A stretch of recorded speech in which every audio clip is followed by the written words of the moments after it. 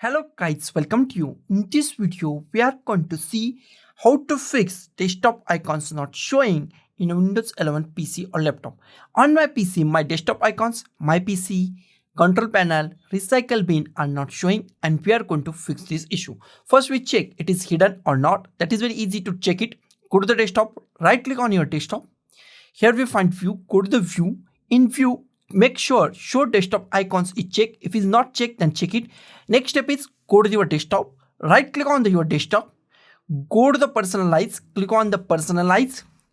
In personalize, here we find personalization, click on personalization. Here scroll down and find themes, click on the themes. In themes, scroll down and find desktop icon settings, click on desktop icon settings, close it. Here we find desktop icon setting. Check the icons that you want to appear on your screen. I want this all icons, so I check all icons. You can select any icon that you want and click on apply. Click on OK. That's all. Your problem or your desktop icon issue is solved. So guys, this is the simplest way to show or hide desktop icons on your Windows 11 PC or laptop. So guys, thank you for watching this video. Don't forget to like, share, comment on this video. Don't forget to subscribe the channel. Thank you guys.